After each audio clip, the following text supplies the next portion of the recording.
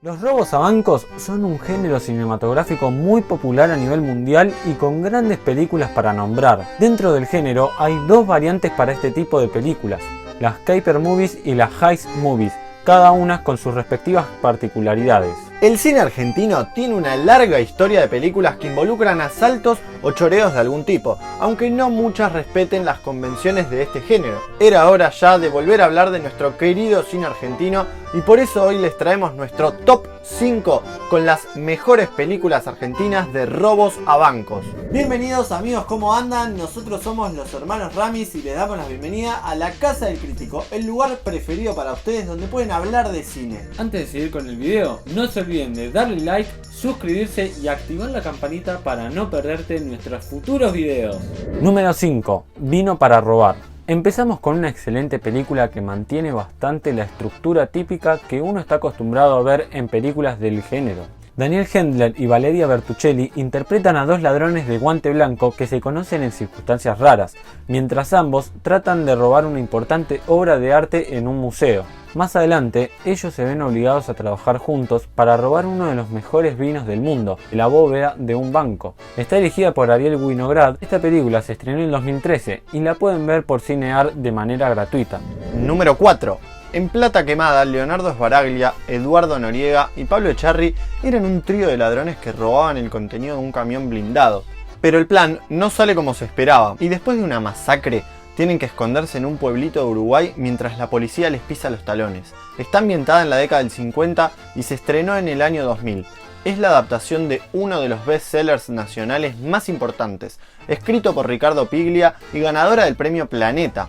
La película está dirigida por uno de los exponentes del cine nacional, Marcelo Piñeiro, que con esta cinta generó muchísima polémica por las fuertes escenas que lo llevó a tener que calificarse de prohibida para menores de 18 años. En sus minutos iniciales, la trama se detiene en una intensa escena de tiroteo, en la que los ladrones ejecutan su plan de manera fallida. Pero después de eso, Piñeiro concentra la acción en la compleja relación entre el nene y el gaucho, aquí rebautizado como Ángel, y el profundo y sincero amor entre ambos. ¡Ay, el amor! Plata Quemada es una de las pocas películas argentinas que toma como disparador un robo real y a partir de ahí construye una historia marcada por el encierro, literal y metafórico, de tres delincuentes que debieron cargar con el infierno de sus pensamientos. Número 3. Al final del túnel tiene un protagonista totalmente atípico para este tipo de cine. Fernando Sbaraglia interpreta a un parapléjico deprimido que alquila una pieza a una bailarina de striptease, interpretada por Clara Lago. Y también en la casa vive la hija del personaje. Estas chicas le devuelven por un tiempo la alegría que él había perdido, hasta que su vida cambia por completo cuando descubre que unos ladrones están haciendo un túnel que pasa por debajo de su casa con la intención de robar un banco. Oye, tranquilo viejo. Es un thriller policíaco que nos recuerda con algunas pinceladas a La ventana indiscreta de Hitchcock. No solo por su protagonista debilitado, sino por el voyeurismo o las perspectivas que maneja para relatarnos la acción desde su mirada. Está dirigida por Rodrigo Grande y cuenta con un reparto de reconocidos actores, además de Sbaraglia y Lago. Tenemos a Pablo Echarri como Galereto, uno de los ladrones, o a Federico Lupi como Goodman. Esta película también la mencionamos en el top de mejores películas para ver en Netflix. Le dejamos la tarjeta por acá arriba. Número 2. En la Odisea de los Giles, a fines del 2001, cuando la crisis del país alcanzaba sus picos más altos, un grupo de amigos y vecinos pierden la plata que habían logrado reunir para reflotar una vieja cooperativa agrícola y descubren la estafa que les hizo un abogado sin escrúpulos y el gerente de un banco que contaban con información de lo que se iba a desencadenar en el país. A partir de esto se organizan y arman un minucioso plan para recuperar lo que les pertenece. Se estrenó en el 2019 y su director, Sebastián Borenstein, supo cómo darle todo el costumbrismo, la viveza porteña y el tono de comedia perfecto para construir una aventura total con una dinámica imparable. La Odisea de los Giles tiene como escenario esa montaña rusa llamada Argentina, donde nos acostumbramos a convivir con los vaivenes continuos y la eterna nefasta gestión de un sistema político dominado por los que roban a destajo comen bien y que hicieron de la corrupción su modo de vivir. Tomando como base la novela La noche de la usina de Eduardo Sacheri, el director de Un cuento chino construye con solvencia una heist movie criolla ambientada en pleno Corralito, una época marcada por la miseria y el miedo. Pero acá se demuestra que los eternos perdedores, aunque sea por una sola vez, también pueden ganar, porque cuando lo perdés todo, ya todo da igual. Pero hay algo que nuestros protagonistas no negocian: la dignidad.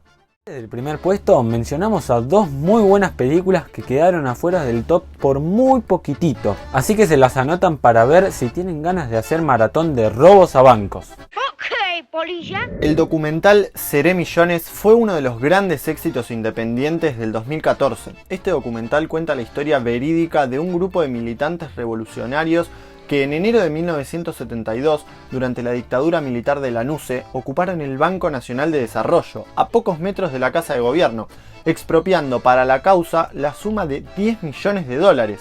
Esto fue posible gracias a Oscar Serrano y Ángel Abus, militantes y empleados del banco, quienes prepararon durante 2 años lo que se convertiría en el mayor golpe a las finanzas de la dictadura. 40 años después, Oscar y Ángel recrean junto a un grupo de actores aquellos hechos que cambiaron sus vidas. Después de haber hecho el hitazo de 9 reinas, Ricardo Darín se pone al frente de Laura, película del año 2006 y dirigida nuevamente por Fabián Bielinski, siendo su última película antes de fallecer el 28 de junio de ese mismo año. El aura es totalmente distinta en tono y estilo a su anterior cinta. El personaje de Darín es un gris taxidermista, parco e introvertido, con la extraña obsesión de imaginar constantemente el robo perfecto hasta que el destino lo termina cruzando en un asalto real en el sur del país. Es una película compleja que dividió las aguas entre crítica y público, porque todos los especialistas del ámbito la adoraron, pero no convenció al público masivo, llevando menos de la mitad de espectadores de lo que habían logrado con 9 reinas 6 años atrás. Número 1. Ahora sí, como primer puesto elegimos a la película argentina más vista del año 2020, El robo del siglo. ¡Lo sabía!